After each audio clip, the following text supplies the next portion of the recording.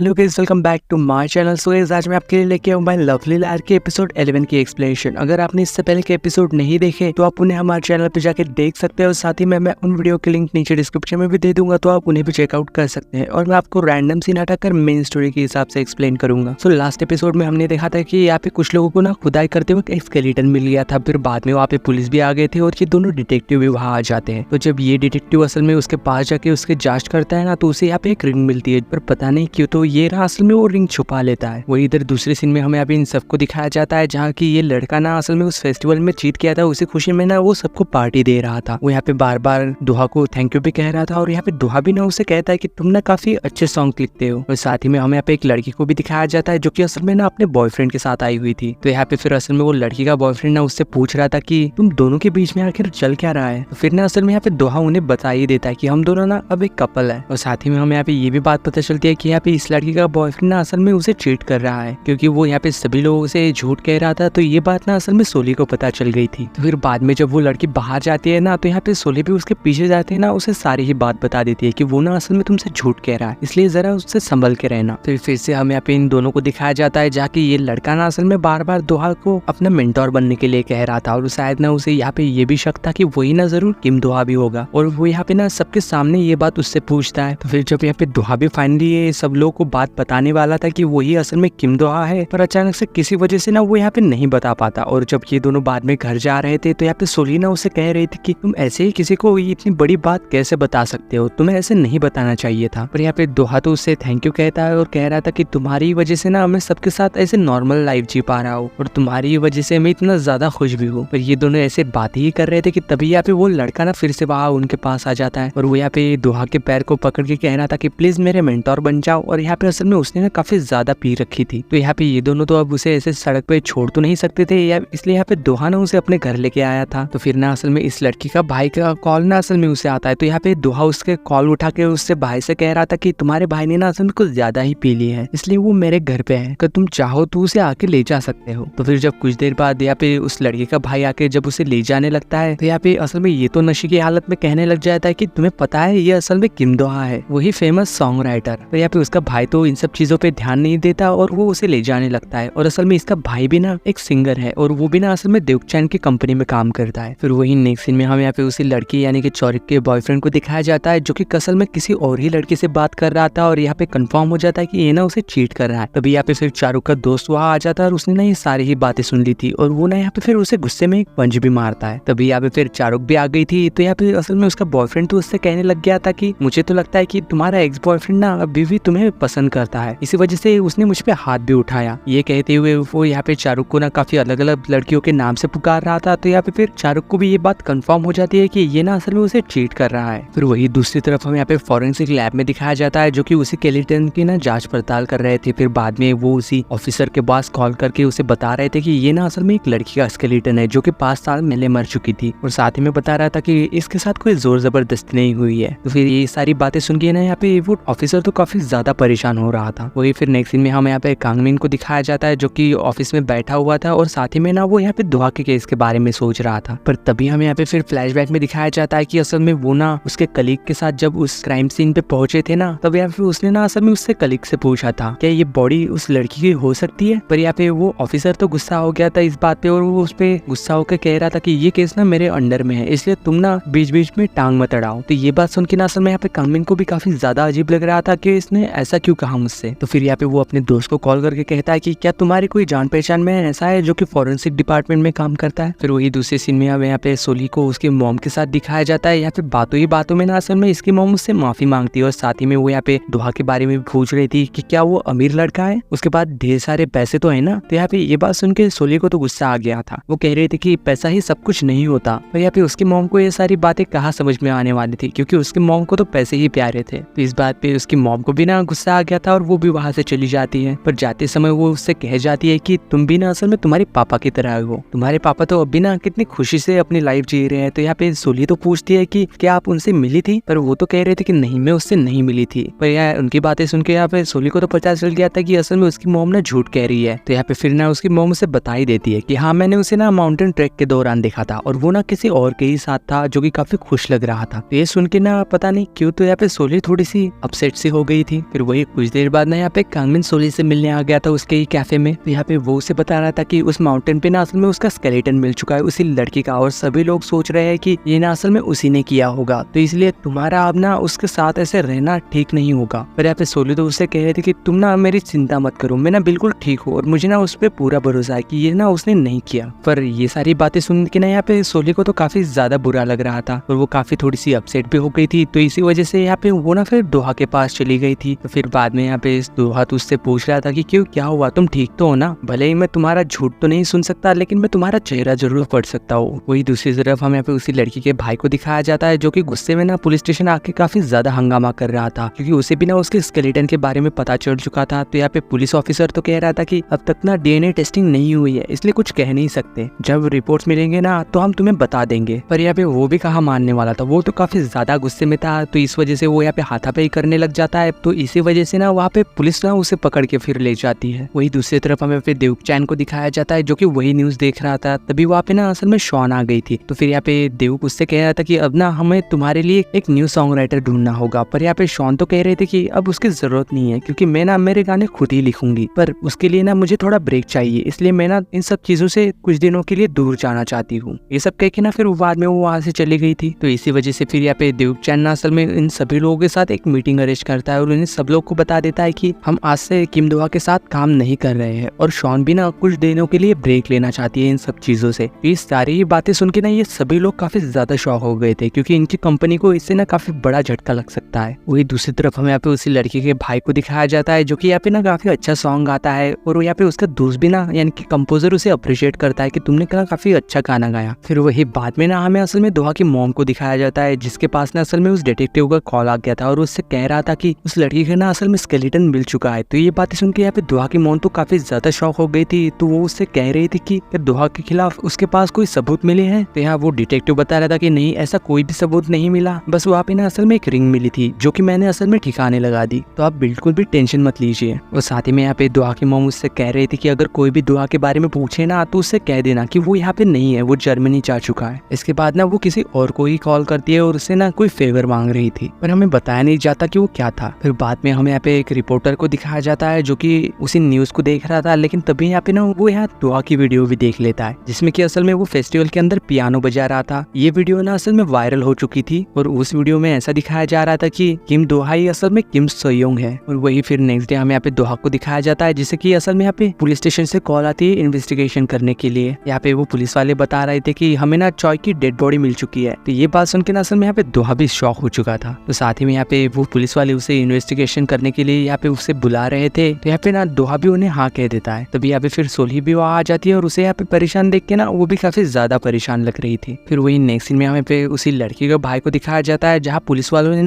Skeleton को देखने के लिए उसे बुलाया था। तो यहाँ पे वो लड़का भी ना असल में उसके स्केलेटन को देख के काफी ज्यादा रो रहा था, और वो यहाँ पे कहता है कि जिसने भी तुम्हारा ये हाल किया है ना, मैं भी उसे ऐसी ही मौत दूंगा। ये सब कह के ना वो काफी ज्यादा रो रहा था। फिर वही जब यहाँ पे नेक्स्ट डे मॉर्निंग को दिखाया जाता है, यहाँ पे दोहा जब असल में पुलिस स्टेशन जा रहा था तो यहाँ पे सोली ना उसके पास आ जाती है और उसे यहाँ पे कुछ खाने के लिए देती है और उससे कह रहे थे कि क्या मैं भी तुम्हारे साथ चल सकती हूँ। पर यहाँ दोहा तो उसे मना कर देता है और उससे कह रहा था कि तुम टेंशन मत लो, मैं जल्दी वापस आ जाऊंगा। बाद में ना फिर वो वहाँ से चला गया था। फिर वहाँ पे सोली भी ना वहाँ से सीधा ही कैफे आ गई थी, जो कि काफी ज्यादा अपसेट लग रही थी। तो यहाँ पे फिर ना असल में उसकी दोस्त ना उसे वही वीडियो दिखाती है जो कि वायरल हो चुकी थी। तो यहाँ पे ये वीडियो देख के ना वो तो और भी ज्यादा अपसेट हो रही थी। तो यहाँ पे उसकी दोस्त ना फिर उससे पूछ रही थी कि तुम टेंशन मत लो, हमें भी पता है कि उसने असल में कुछ नहीं किया, वो इनोसेंट है। फिर वही बाद में हमें यहाँ पे पार्क को दिखाया जाता है जो कि किसी इंटरटेनमेंट कंपनी में आया था, और वो यहाँ पे एक लड़की से पूछ रहा था कि क्या किम दोहा और शॉन अब इस कंपनी में काम नहीं करते। तो यहाँ पे वो लड़की ना उसे बता देती है कि हाँ अब वो ना